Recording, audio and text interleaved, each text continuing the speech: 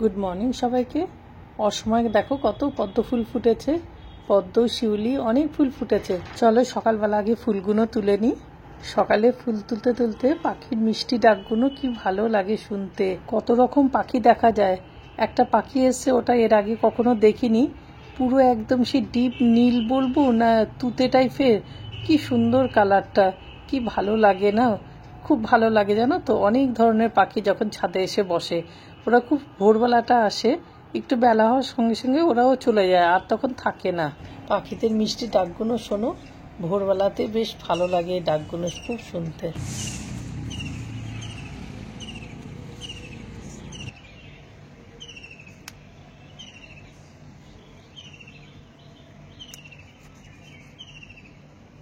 এই পাখিটা যে ডাকছে এর নামটা কি জানো? জানি না, রোজই খুব ডাকে।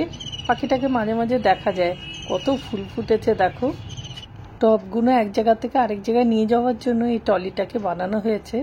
খুব সুবিধা হয়েছে জানো তো। একসাথে তো দুটো টব তোলাও যায় না, উপরন্তু টবগুলোও ভারী হয়। দুটোকে একসাথে নিয়ে এইগুলোকে রিপোর্টিং করেছে, সেগুলোকে এখন সব ছাওয়া জায়গায় রেখে দেবো। এই টিনের শেডটা করেও খুব ভালো হয়েছে জানো তো। অনেক গাছপালা রাখতে পারি, প্রয়োজনে অনেক জিনিস রাখতে পারি। এই সূর্যমুখী ফুলগুলো দেখছো, এই গাছগুলোকে আমি সেদিন লাগিয়েছি, রিপোর্টিং করলাম। আমি ভিডিওটা এডিট করতে একটু দেরি হয়েছে, তাই জন্য তোমাদেরকে বলতে পারছি। এগুলোকে সব রেখে দিয়েছি ছাওয়াতে। ইঁদুরের 3টে গাছই খেয়ে নিয়েছে জানো তো। কি কষ্ট লাগে না, এত কষ্ট করে কতদিন ধরে রেখে তারপর যদি এরম খেয়ে নেয়। গোবর সার, মাটি, ইউরিয়া, পটাশ, ড্যাপ আর সুফলা সব একসাথে মিশিয়ে একবারে মাটি করে বস্তা করে রেখে দিয়েছে। আজকে দেখো কতগুলো টমেটো হারভেস্ট করছি, প্রচুর টমেটো হয়েছে জানো তো। যদিও এখন অনেক কমে এসছে, কিন্তু প্রত্যেকটা টমেটোর সাইজও ভালো হয়েছে, আর দুদিন ছাড়া ছাড়া পেকেও গেছে। এখন শেষের দিকে বলে একটুখানি পরিমাণে কমও হচ্ছে, কিন্তু টমেটোগুলো খুব তাড়াতাড়ি পেকে যাচ্ছে, যেহেতু গরমটা পড়ে গেছে না, সেজন্য। নাড়ু কাজ সেরে চলেও গেছে পুজো দিতে, আর আমি এখনো বসে দেখো টমেটো তুলেই যাচ্ছি। সকালবেলা থেকে কত কাজ থাকে বলো। বেলা বাড়ার সাথে সাথে আর কাজ করতে ইচ্ছে করে না, গরমটা পড়ে যায় তো। বেলার দিকে যদি দেখি কাজগুলো কমপ্লিট হয় না, তাও রেখে দিই পরের দিনে সকালের জন্য। লিওসিমার জামা কাপড়গুলো আগের দিন স্নান করেছে ওরা দুজন, এবার ওদের জামা কাপড়গুলো ওয়াশিং মেশিনে কেচেছি। কাচার পরে আর তোলা হয়নি, ওইভাবে বালতি করে রেখে দিয়েছি ছাদ থেকে আনার পরে। এখন এই সকালবেলা এগুলো সব ভাঁজ করে দিচ্ছি, কারণ একটু ঠান্ডা ওয়েদারটা আছে এই সময়টা। একই দিনে দুজনে স্নান করলে সুবিধা হয় কি, একসাথেই ওদের টাওয়ালগুলো কেচে দিতে পারি। টাওয়াল, গেঞ্জি যা যা লাগে। কেন বলো তো, নাহলে আবার পরের দিনের অপেক্ষা থাকতে, আর আমি সঙ্গে সঙ্গে না একটু কেচে দিই, নাহলে একটা আষ্টানি গন্ধ ছাড়ে। ওদের জামা কাপড়গুলো পরিষ্কার থাকে, একে হচ্ছে পশম, তার মধ্যে একটু আষ্টানি গন্ধ ছাড়ে। সেই জন্য আমি একবারে ওদের জামা প্যান্ট স্নান করার পরে কেচে দিই। আজকে কাচতে দিয়েছি আমাদেরগুলো, এগুলো কাঁচা হয়ে গেছে। ওদেরগুলো ভাঁজ করতে করতে এখন সব কটা ছাদে গিয়ে শুকো দিয়ে আসবো। ছাদে যা কড়া রোদ, দেখতে দেখতে জামা কাপড়গুলো শুকিয়ে যায়।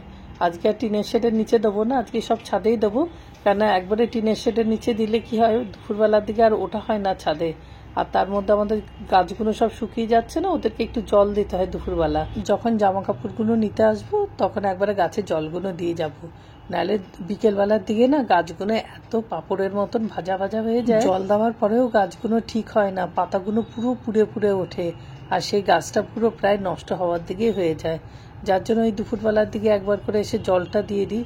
আজকে আবার গাছে একটু স্প্রেও করব বিকেলের দিকে, একটু সকালবেলার দিকে বা দুপুরের দিকে স্প্রেটা করলে ভালো হয়। স্প্রেটা করলে গাছগুলো একটু ভেজা ভেজা থাকে তো, যেন ওরা প্রাণ ফিরে পায়। এত রোদের তাপ, সকালবেলা 7টা বাজে, তাই তাকানো যাচ্ছে না, কি রোদের তাপ। তা গাছগুলো আর কি করে থাকে বলো। গ্রিন নেটটা দিই না, আগে দিতাম, গ্রিন নেট রয়েছে আমার কাছে।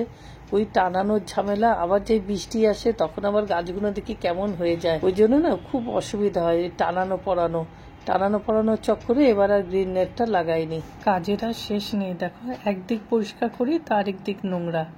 এত ধুলো পড়ে রাস্তার দিকে বাড়ি বলে, পুরো জানি না মানে আমাদেরই কি একা ধুলো পড়ে না সব বাড়িতে এরকম ধুলো পড়ে, কিছু বুঝে উঠতে পারি না। মানে সেই ধুলো না তো কি ঝুলের মতন একবারে পড়ে থাকে জানো তো। এগুলো এই গত সপ্তাহের আগের সপ্তাহে পরিষ্কার করেছি, দেখো আবার ধুলো পড়ে গেছে। এত পরিষ্কার করতে করতে না হাঁপিয়ে যাই, একদিকে পরিষ্কার করে উঠতে পারি না, তো আরেকদিকে আবার হয়ে যায়। মানে সারাদিনে যে কত কাজ থাকে। একে তো আমি লোক রাখি না, আমি নিজেই সব কাজ করি, আমি আর নাড়ু দুজনে মিলেই করি। আগে দুমেও ছোট ছিল, তখন একটা কাজের চাপও ছিল, নিজেও রোজগারে বেরোতাম, সবকিছু মিলে জুলে তখন লোক রাখতাম। তাতে আবার যেদিন কামাই করতো সেদিন খুব সমস্যা হয়ে যেত। কিন্তু এখন তো আর কাজও নেই, আমাদের কাজ করিও না, বাড়িতেই বসা, আর তার সাথে 2 মেয়েও বাড়িতে এখন নেই, তার জন্য আর সমস্যাও নেই। দুজনেই যা পারি সারাদিনে টুকটুক করে কাজ করি। খুব একটা বাড়িতে যে কাজ বেশি তা না, শুধু ধুলোবালিটাই যা বেশি পড়ে। সকালেই দেখো নাড়ু আমার জন্য কি নিয়ে এসছে গিফট, সজনের পাতা আর নিম পাতা। যদিও দুটোই উপকারী জিনিস এনেছে। নিম পাতাটা আজকে ফ্রিজে রেখে দেবো, ওটা আজকে আর করবো না, সজনা পাতাটাকে করব। আর সঙ্গে হচ্ছে কুমড়ো ফুল। কুমড়ো ফুলগুলো একটা একটা করে ফ্রিজে জমিয়ে রেখেছি, অনেক কটা হয়েছে। আজকে এগুলোকে বাটা করব আর সজনা পাতাটাকে রান্না করব। সজনা পাতাটাকে ভালো করে ধুয়ে নিচ্ছি, ধুয়ে নিয়ে একটুখানি কুচিয়ে নিচ্ছি। অনেকটাই সজনা পাতা হয়েছে জানো, তার সব কটা কুচি। কয়েকটা পাতা দেখলাম না খুব বড় বড়, সেই যেন হাইব্রিড পাতা। আমি সজনা পাতা এত বড় আমি আগে কখনো দেখিনি। যাই হোক, কিন্তু ওটা সজনা ডালের সাথে যখন আছে ওটা সজনা পাতাই, অন্য কিছু না। শুধু ছোট ছোট পাতার পরিবর্তে ওগুলো একটু বেশি বড় বড় হয়ে গেছে। সব আগে কেটে গুছিয়ে নিলে না রান্না করতে সুবিধা হয়। কুমড়ো ফুলটা বাটা করব, তার জন্য কুমড়ো ফুলটাকেও একবারে ছাড়িয়ে নেবো। পেছনে বোটার দিকটার ভেতরে যে লম্বা অংশটা সেটাকে একদম ছাড়িয়ে নিয়ে একটু ভালো করে ধুয়ে নিয়ে এবার একটু কুচি করে নেবো। শুকনো খোলায় অল্প কালো জিরা ভালো করে নেড়ে ছেড়ে নিয়ে ওটাকে একটু ভেজে নিয়ে তারপরে মিক্সিতে ওটা গুঁড়ো করে নেব। একটু বেশি করে রসুনের কোয়া দিলাম, কারণ রসুনের ফ্লেভারটা বেশি ভালো লাগে, ওর জন্য কুমড়ো ফুলে এটাই ভালো লাগে। আর কুমড়ো ফুলগুলো এবার দিয়ে দিয়েছি, একটু ভেজে নেব। ভেজে নেওয়ার পরে 2টো কাঁচা লঙ্কা, অল্প একটু নুন আর একটু হলুদ, ব্যাস এই দিয়ে একটু নেড়ে চেড়ে নেবো। যতক্ষণ না একটু তেলটা বেরোবে ততক্ষণ অবধি ভাজবো। কালো জিরাটা ঠান্ডা হয়ে গেছে, এবার মিক্সিতে আগে কালো জিরাটাকে পাউডার বানিয়ে নেব। কালো জিরার মধ্যে ভাজাটা দিয়ে অল্প একটু চিনি দিয়ে পুরোটাকে ভালো করে গ্রাইন্ড করে নেব। সজনে পাতা ভাজবো, কড়ার মধ্যে অল্প একটু তেল দিয়ে দিয়েছি। সর্ষা দিলাম, একটু গোটা সর্ষা, যে সর্ষাটা হয়ে আসবে। একটু রসুন কুচি, এগুলো সব আগে কুচিয়ে নিয়েছিলাম। রসুন কুচি, পেঁয়াজ কুচি, একটু নেড়ে চেড়ে নিয়ে এবার দিয়ে দেবো টমেটো কুচিটা। টমেটো কুচি দেওয়ার পরে একটু ভালো করে মিশিয়ে নিয়ে অল্প একটু নুন দিলাম পেঁয়াজটা টমেটোটাকে সফট করার জন্য। এবার দিয়ে দিলাম হলুদ। হলুদ দিয়ে আবার একটুখানি নাড়াচাড়া করে নেব। একটু নাড়িয়ে নেওয়ার পরে কুচিয়ে রেখেছি যে সজনা পাতাগুলো, এবার সেগুলোকে সব দিয়ে দেবো। দেওয়ার পরে আবার একটু ভালো করে মিক্সড করব, তারপর ঢেকে ঢেকে ওটাকে রান্না করব যতক্ষণ না পুরো জলটা শুকিয়ে যাচ্ছে। পুরো জল যখন শুকিয়ে যাবে তখন একদম ভাজা হয়ে গেলে পুরোটাকে নামিয়ে দেব।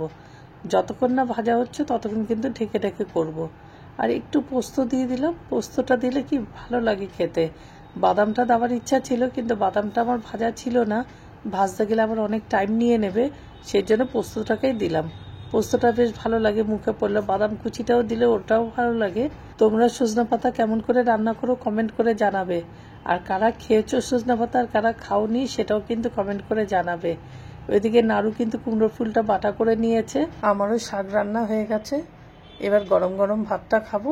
চলো ভাতটা খেয়ে নিই, কেন কুমড়ো ফুল বাটা আর শাক গরম ভাত ছাড়া ভালো লাগে না। ভিডিওটা এখানেই শেষ করছি, আসছি ফিরে আবার নতুন একটা ব্লগ নিয়ে। কেমন লাগলো ভিডিওটা অবশ্যই কমেন্ট করে জানিও। সবাই ভালো থেকো, সুস্থ থেকো।